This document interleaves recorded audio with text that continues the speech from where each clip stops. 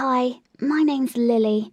When I was in high school, my dad worked as a principal there, and I thought that it was the most horrible period of my life.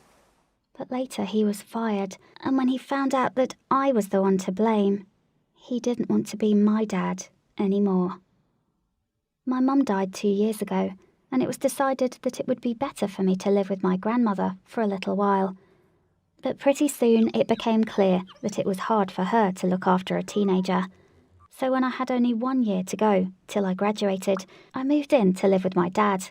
From the very first day, I understood that it was going to be a tough year. You see, my dad was that type of man who always was very strict and merciless, so to speak. He believed that only severe punishment could change someone's attitude, so nobody liked him as the principal at my new school, and some were even scared of him. As for me, while teachers were trying to be nice, my schoolmates were far from being friendly. Nobody wanted to join me on school projects, and I would sit alone in the cafeteria during lunchtime. As well as that, for some reason, they thought I was overdoing it, while I was just being a good student. I didn't want my dad to know how badly I was treated, because if he got involved in it, things could get even worse. That's why I knew I had to deal with my problems myself. At first I tried to look, less smart, and submitted poorly done work on purpose. But the only thing that influenced was my grades, which got lower. When my dad found out about that, he began reprimanding me for being inattentive and even assumed that I had fallen in love and that it was depriving me of being able to study well. In reality, he wasn't totally wrong. For real, there was this one guy, Tim, who really made me feel nervous whenever I passed him in the hall. But he belonged to that group of guys who usually mocked me the most, so I definitely had no chance to grab his attention, in a romantic sense. And there was another important reason for me to get rid of the principal's daughter label. You know what they say, where there's a will, there's a way. And while I was scratching my head about what else I could do to realise my plan, I happened to appear in the right place at the right time. One day I got punished for my poor grades and had to clean the classroom after a few chemistry labs. But as soon as I got to the door, that was cracked a little bit open, I heard some voices that I was pretty sure belonged to Tim and the other guys from his group. Even though they were whispering, it was clear that they were discussing a prank that they were going to play on the principal, my father. Suddenly the door swung open, hitting me on the forehead so that I fell on the floor, and I saw Tim. For a few seconds we looked at each other eye to eye, and these were the most beautiful eyes that I had ever seen. But then the rest of the group appeared. One girl started saying that I had heard everything, and that I was going to tell my dad everything, and that they would be punished, and even offered to teach me a lesson for eavesdropping. Suddenly it hit me. This situation was probably my last chance to blend into the crowd. I promised that not only would I not tell anybody about their plan, but also I was willing to help with anything that I could. That girl looked at me suspiciously, and Tim winked at me, as if he wanted to say that it was a deal. The next day, we went to implement our plan. My task was to send a few texts from my dad's mobile phone to Rebecca's number, one of the girls from the group. The message was supposed to be obvious, something like, "I like you," and "Can you help improve my grades?" and other stuff like that. Then, after a few of these texts, she was supposed to go into the principal's office and start a scandal, having a camera in her purse, to record his stunned reaction. Was I thinking about what I would do if my dad knew everything that was going on? Not really. I was too focused on hanging around with a group of cool guys at school. In addition, Tim said that I was extremely brave for taking part in this, and that had immediately made him interested in me, so I was so excited about everything. However, our funny joke turned out to be far from the way we saw it play out, or at least, definitely not how I had intended. When Rebecca was already acting out her injured innocence scene in the principal's office, his secretary walked in. Rebecca couldn't admit that everything was just a joke, because she was afraid of being expelled. Dad's secretary had always been quite an unpleasant old woman. She took this and ran with it, promising to not keep quiet about it. So, long story short, after hearing in front of the disciplinary committee, it was decided that he would step down as principal so that the story didn't really go public. Dad was devastated. He couldn't find another school job in neighbouring towns and cities because there was no vacancies in the middle of the school year. And since the town we lived in was so small and there were simply no other schools there, the only job he could get was at a construction site, which apparently was quite different from the one he had gotten used to. I felt really sorry for my dad, especially since I knew exactly what had happened. But at the same time, I was no longer the principal's daughter, which definitely made my life at school easier.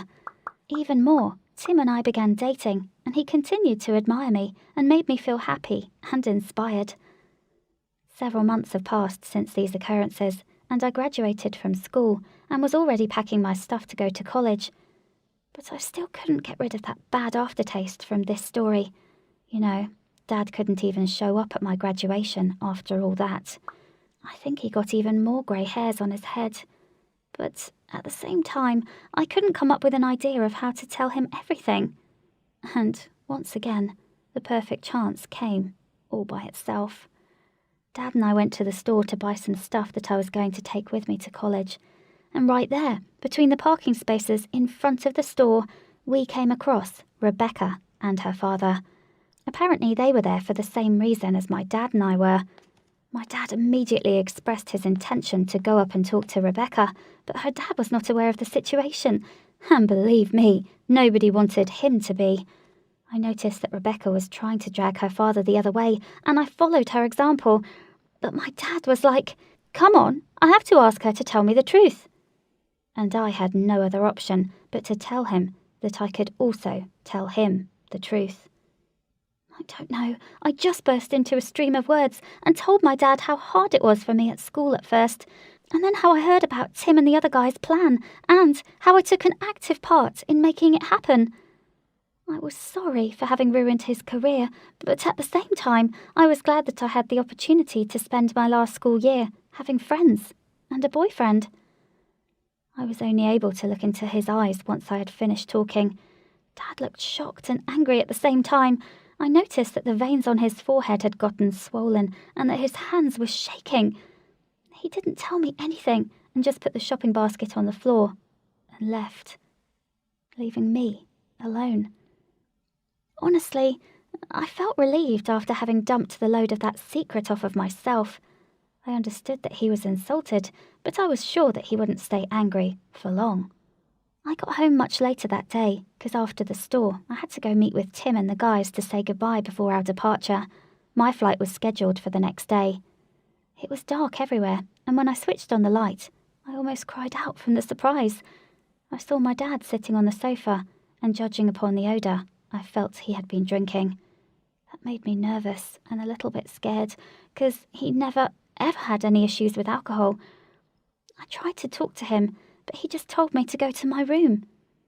The next day when I went downstairs with my whole life packed in my 2 huge suitcases, Dad was already in the kitchen and still didn't want to talk to me. I once again tried to apologise for what I had done back then, but he only put his arm forward, showing me that he was not in the mood for any conversation. We were still silent when he drove me to the airport, and I felt really uncomfortable being in the car with my dad, with all that tension around. I guess it was right then when I truly realised how badly I had hurt my dad, while I was trying to set up my own life. Dad didn't really accompany me. In fact, he didn't even get out of the car. I was standing there with my huge suitcases, waiting for at least a hug, or something. But Dad didn't even look at me. I heard the emotion in his voice, where he said that this was the last time we would ever see each other, and that he promised to pay for my education under one single circumstance, that I would never, ever come back home. Can you believe that? He abandoned me. My dad didn't want me to be his daughter anymore. There are no words to describe what I felt back then. I was crying during the whole flight. At first I was hoping that when I got to my destination and called my dad, he'd already be fine. But he didn't even pick up the phone, nor did he answer my calls during the first week at college. when I kept calling him and leaving him messages several times a day. Since then, actually the one and only time when he did call me back was right before my break, when I left a message that I wanted to visit him at home and had already bought a ticket. He almost immediately called me back and said that I was no longer welcome there. That's it. For now, guys, I've already graduated from college, found a cool job, met a nice guy, and we're going to get married. But something tells me that my dad will not walk me down the aisle, because after all these years, he never forgave me. If you like this story, don't forget to click on the like button. Feel free to leave your comments below this video.